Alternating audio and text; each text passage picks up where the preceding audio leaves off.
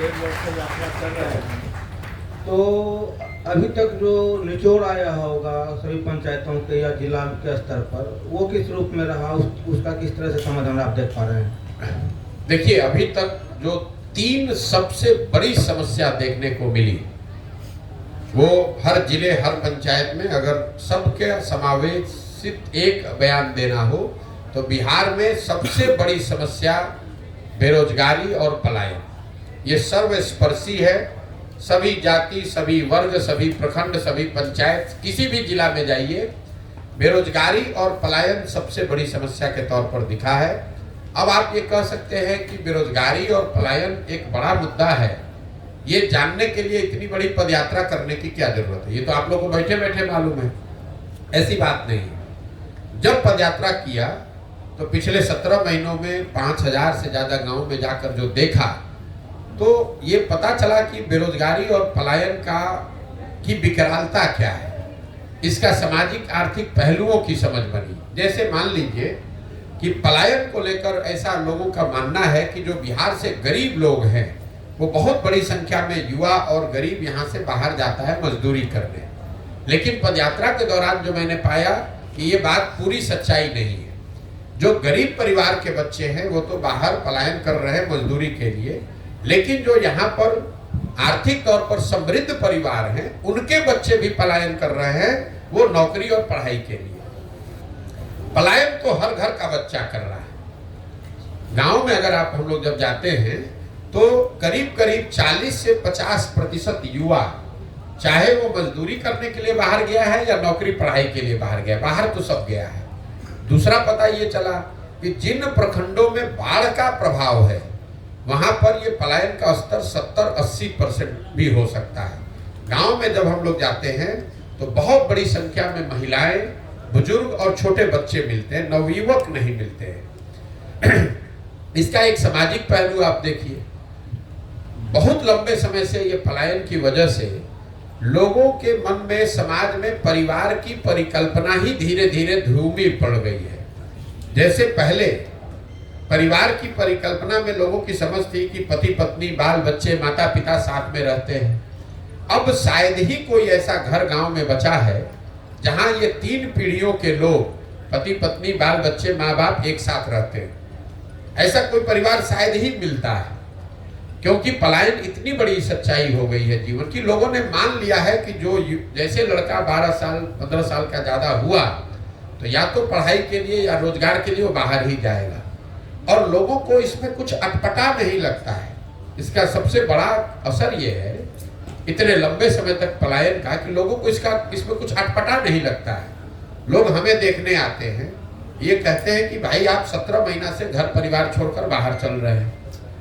उनको इस बात का एहसास नहीं होता है कि उनके घर के बच्चे, उनके घर के युवा सालों साल से उनको छोड़कर चले गए हैं, और साल में कभी 1 महीने 10 दिन 15 दिन के लिए कोई छठ में, ईद में, शादी विवाह में घर आता है। बाकी समय पूरे जिंदगी, जब तक आप नवयुवक हैं, जब तक शरीर में आपके दम है, तब तक आपको बाहर ही रहना है। जब बूढ़े हो जाइएगा तो आप वापस आइएगा, और आपके घर में जो जवान लड़का है वो बाहर जाएगा फिर मजदूरी करने। तो इसका सिर्फ विकरालता, इसके सामाजिक पहलू, साथ साथ इसका जो आर्थिक पहलू है। कई बार हम लोग बोलचाल की भाषा में कह जाते हैं कि बिहार के लोग बिहार में काम नहीं करता है, दिल्ली बॉम्बे में जाकर कुछ भी करने को तैयार है। ऐसी बात नहीं है। 2/3 से ज्यादा लोग जो पलायन कर रहे हैं वो मजबूरी का पलायन है। ये लोग 12 से 15 हजार रुपया महीना वहां कमाते हैं, और घर पर औसतन 6 से 8 हजार रुपया प्रति माह भेज पाते हैं। ये 6 से 8 हजार रुपया भेजने वाले लोग ये स्वेच्छा से नहीं गए हैं। संभव है कि पहली बार स्वेच्छा से गया हो, कोई एक बार घूमने के नजरिए से चला गया, लेकिन 2/3 से ज्यादा लोग जो पलायन किया है जिन लोगों ने, वो कहीं न कहीं आर्थिक सामाजिक मजबूरी से बाहर गए हैं। गांव में जब हम लोग पूछते हैं भाई क्यों गए हो, तो बताते हैं कि अगर नहीं जाएंगे तो हमारे बाल बच्चा खाना नहीं खा सकते, वो मजबूरी में गए। तो कई बार जब लोग बताते हैं बाहर लोग गया है नौकरी करने, ऐसी बात नहीं, वो मजबूरी में लोग जा रहे हैं। यही हाल कमोबेश बेरोजगारी का है। हम लोग को लगता है कि जो गरीब है, जो पढ़ा लिखा नहीं है, या जो कम पढ़ा लिखा है, वो बेरोजगार है। बिहार में पिछले 18 महीने चलते हुए मैंने देखा कि जो गरीब है उसकी हालत तो फिर भी ठीक है, कम से कम कुछ मजदूरी कर सकता है। जो यहाँ पढ़ा लिखा या मध्यम वर्गीय समृद्ध परिवार है, उनके लिए बेरोजगारी, उनके बच्चों के लिए बेरोजगारी उससे भी बड़ी समस्या है। जो 10, 20, 25, 50 बीघा खेत का मालिक है, कोई छोटा मोटा रोजगार व्यापार गांव में कर रहा है, वो लोग भी चल कर आते हैं और लिटरली हाथ जोड़ने को तैयार है कि भैया 20,000 का नौकरी हमारे बच्चे को कहीं दिलवा दीजिए। नौकरी की इतनी यहाँ बेरोजगारी की समस्या है। तो बेरोजगारी और पलायन ये सर्वस्पर्शी सबसे बड़ी समस्या दिखी। दूसरी जो सबसे बड़ी समस्या दिखी वो है शिक्षा व्यवस्था का ध्वस्त होना। ये एक दूसरा पहलू मैंने देखा जिसमें समाज का हर वर्ग, चाहे आप पढ़े लिखे हैं, अनपढ़ हैं, अगड़े हैं, पिछड़े हैं, हिंदू, मुसलमान, महिला, पुरुष, गरीब, अमीर, हर व्यक्ति ये कह रहा है कि बिहार में शिक्षा व्यवस्था ध्वस्त हो गई है। बिहार में शिक्षा की व्यवस्था बहुत अच्छी कभी नहीं थी।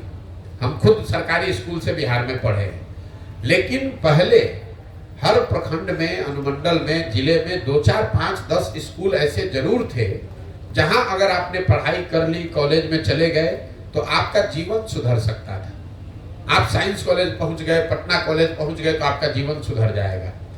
आज की जो स्थिति है इसमें कहीं पर वो व्यवस्था बची ही नहीं है।